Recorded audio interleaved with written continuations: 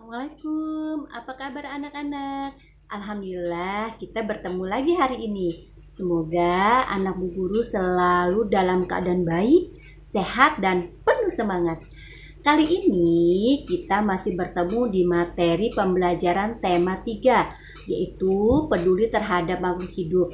Masih membahas ayo cintai lingkungan. Sebelum belajar, kita baca basmalah dulu ya, agar Allah memberi kita kemudahan belajar dari awal hingga akhir materi. Bismillahirrahmanirrahim.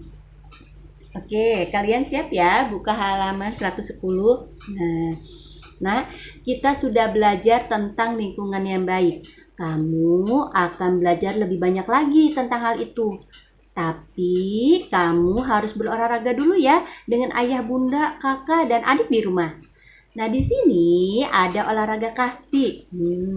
Bagaimana cara bermainnya? Nanti kalian minta tolong Pak Iqbal ya untuk cari tahu cara penjelasannya bermain permainan kasti. Ya, oke. Kita lanjut ya. Nah, merawat hewan dan tumbuhan termasuk perilaku cinta lingkungan loh. Nah, apakah kalian sudah merawat tumbuhan dan hewan di sekitar rumah kalian? Nah, Bu Guru sih berharap ya kalian merawat tumbuhan dan hewan di sekitar rumah kalian ya. Nah, lahan kosong yang tidak terawat membuat lingkungan kita menjadi kurang sedap dipandang. Apalagi jika lahan itu kotor. Pemanfaatan lahan kosong di pekarangan sekolah atau di rumah merupakan cara penghijauan sebagai wujud perilaku peduli terhadap lingkungan. Menanam tanaman pada lahan yang sudah lama tak terawat akan menyegarkan kembali akan lahan tersebut ya. Nah, salah satu cara penghijauan lahan adalah dengan menanam tumbuhan yang bermanfaat bagi kita. Misalnya tanaman obat. Ada kencur, kunyit, jahe, dan masih banyak lagi. Nah, di sini ada Ibu Siti. Ibu Siti pun mengetahui bahwa lahan kosong di rumahnya dapat ditanami tanaman obat. Siti dan ibunya kemudian membuat jadwal penyiraman tanaman obat mereka. Nah, Bu Guru akan menjelaskan satu persatu tanaman obat, kencur, kunyit, dan jahe. Kita simak ya. Oke. Bu Guru punya apa nih? Ya, kalau dari baunya bentuknya putih. Apa ya ini ya? Kita petik ya. Ini kencur, Nak. Kencur merupakan salah satu jenis tanaman obat. Kencur sangat mudah untuk ditanam dengan permukaan tanah yang tidak terlalu kering dan juga tidak terlalu basah dan cukup terkena sinar matahari. Tanaman kencur ini bisa hidup dengan mudah. Nanti kalian coba ya, bisa menanam dengan mama ya di rumah ya. Kencur memiliki banyak manfaat untuk mengobati berbagai macam penyakit seperti influenza pada bayi tuh biasanya ya. Terus kamu masuk angin, sakit kepala, yang suka batuk nih bisa ya kencurnya diparut, nanti diperes diminum, ya bisa juga untuk yang keseleo kakinya biasanya kencur ditumbuk sama beras. Nah itu biasanya bisa untuk menjadi obat alternatif keseleo. Lanjut ya. Nah siapa yang tahu ini apa yang kuning-kuning? Benar nggak ya kuning? Guru potek ya. Lihat nih apa ini apa nak? Iya, kunyit. Kunyit atau kunir merupakan salah satu jenis tanaman rempah atau obat. Kunyit atau kunir ini biasanya dimanfaatkan oleh masyarakat kita sebagai bumbu masakan. Ya, namun ada juga yang memanfaatkan buah kunyit ini untuk kesehatan karena diyakini mampu mengobati berbagai jenis penyakit. Ya, kunyit sangat baik loh, ditanam saat awal musim hujan. Penyinaran matahari yang cukup dan tanah yang gembur dapat menambah kesuburan ya. Tuh, kunyit ini selain jadi obat bisa jadi pewarna alami ya. Oke, lanjut selanjutnya. Bu Guru punya apa ini yang terakhir?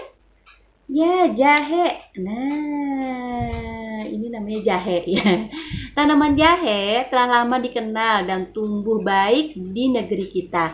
Jahe merupakan salah satu rempah penting.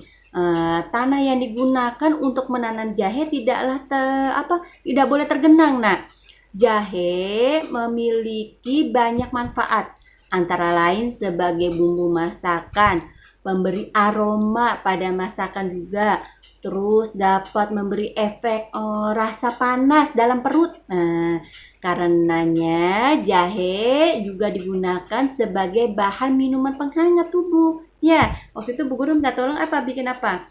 Kunyit asam ya. Wah, kalau misalnya jahe bisa jadi udang jahe ya. Nah, selain itu, jahe juga banyak digunakan dalam industri obat.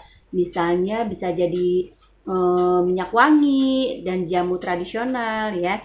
Biasanya menggunakan ini. Alhamdulillah ya. Nah, itu tadi 3 jenis tanaman obat. Anak-anakku bisa mencari lebih banyak lagi ya nanti ya tanaman obat dan khasiatnya. Misalnya nanti ada lengkuas, ada lidah buaya, ada sirih, masih banyak lagi tanaman obat ya. Nanti kalian bisa tanya ayah bunda ya. Nah, selanjutnya kita akan simak cerita petualangan di halaman 113. Nah, oke. Ya, kamu simak ya, kamu baca ya. Ya, di sana nanti kamu baca baik-baik, oke? Nah, apa yang dilakukan Pak Jajak ini adalah melestarikan tumbuhan dan hewan ya nak ya, yaitu merawat hewan dan tumbuhan dengan baik. Begitu juga dengan kalian, jika kalian mempunyai hewan dan tanaman, rawatlah dengan baik. Itu berarti kita sudah mencintai lingkungan, terutama tumbuhan dan hewan. Menurutmu, cara apa lagi sih yang harus kamu lakukan untuk mencintai lingkungan, tumbuhan dan hewan? Ada yang tahu? Ya, Bu Guru akan memberi contoh ya cara mencintai lingkungan, tumbuhan dan hewan. Yang pertama, cara mencintai lingkungan. Cara mencintai lingkungan, kamu bisa dengan cara menghemat pemakaian air bersih di rumah. Nah, bisa juga menghemat gas apa saja.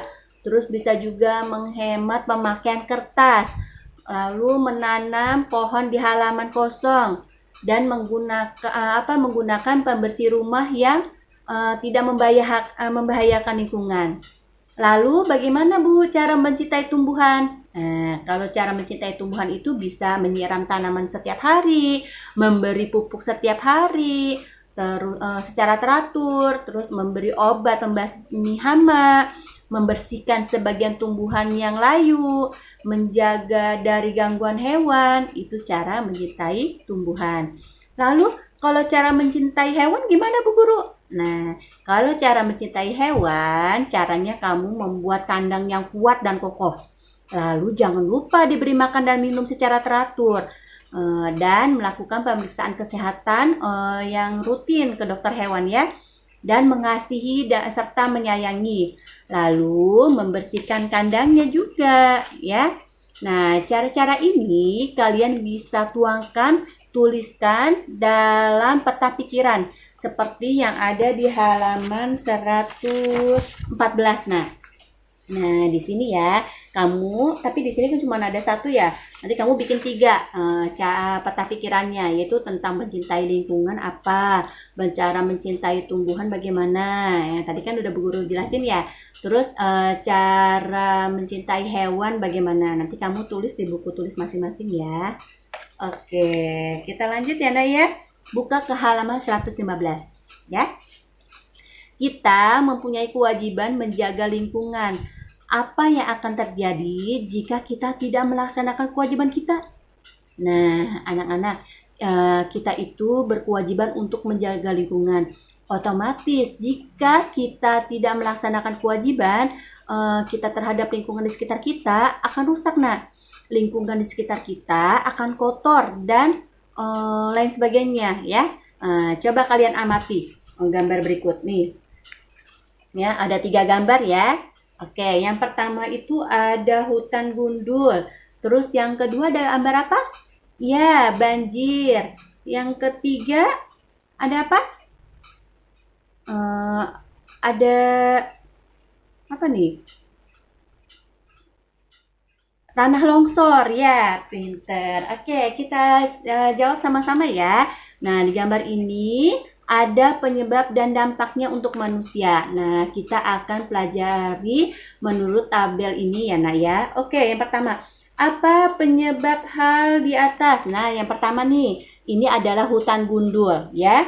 Dampak bagi lingkungannya adalah apa? Lingkungannya akan menjadi rusak. Terus dampak bagi masyarakatnya adalah masyarakat akan kesulitan mendapatkan air bersih. Terus tulis saranmu supaya hal ini tidak terjadi. Nah, sebaiknya kita tidak boleh menebang pohon sembarangan. Lanjut, gambar yang kedua. Ini ada gambar apa? Ya, gambar banjir. Apa penyebab hal di atas? Ya, hutan gundul dan penyempitan aliran sungai ya. Dampak bagi lingkungannya adalah ya akan banjir ya, merusak satwa dan prasarana umum lainnya ya. Dampak bagi masyarakat adalah ya masyarakat akan menderita kehilangan harta bendanya dan nyawa ya akibat kebanjiran. Oke. Tulis saranmu supaya hal ini tidak terjadi. Sebaiknya tidak membangun rumah di tepi sungai dan tidak menebang hutan sembarangan. Yang terakhir, nah, ini ada gambar apa? Ya, tanah longsor. Ya, apa penyebab hal di atas? Penyebabnya apa? Hutan gundul, ya. Dampak bagi lingkungannya adalah lingkungannya menjadi rusak. Dampak bagi masyarakatnya adalah ya banyak rumah yang tertimbun dan banyak korban jiwa. Terusnya lagi, tulis saranmu supaya hal ini tidak terjadi. Sebaiknya tidak menebang hutan sembarangan dan tidak membahayakan di daerah lainnya ya atau di perbukitan. Nah, itu tadi yang bisa kita analisis bersama tentang gambar-gambar kejadian hutan gundul, banjir, dan tanah longsor. Oke, lanjut. Nah, kesimpulannya adalah berarti apa? Dampak tidak melaksanakan kewajiban terhadap lingkungan yaitu karena kurang kesadaran masyarakat untuk melaksanakan kewajibannya mereka menjaga lingkungan ya yang berdampak menjadikan warga tersebut karena bisa terkena bencana. Oke ya. Sekarang amati lingkunganmu ya Nak. Kalian bisa mengamati dan menuliskan fakta-fakta apa yang kamu temukan di lingkunganmu. Misalnya mengenai kesadaran masyarakat menjaga lingkungan. Nanti tolong kamu kerjakan di halaman 117 ya. Di situ nanti kamu bisa kerjakan dari atas sampai bawahnya. Oke. Nah, menjaga lingkungan adalah kewajiban seluruh masyarakat ya Nak. Dengan menjaga lingkungan, kita akan memberikan hak orang lain untuk hidup nyaman. Jadi, mari kita jaga lingkungan kita.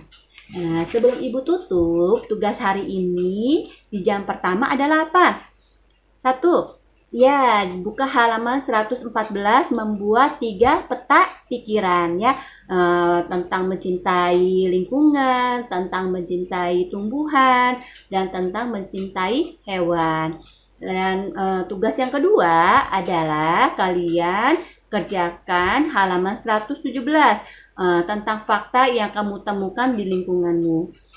Oke, cukup sampai di sini dulu. Insya Allah kita lanjut lagi di materi selanjutnya di jam kedua ya, setelah jam istirahat. Bu Guru mohon maaf jika dalam penyampaian materi ini banyak salah. Semoga sedikit ilmu yang Bu Guru berikan hari ini bisa bermanfaat untuk kalian semua. Sebelum Bu Guru akhiri, kita tutup sama-sama dengan pembacaan hamdalah. Alhamdulillahirabbil alamin. Wassalamualaikum warahmatullahi wabarakatuh.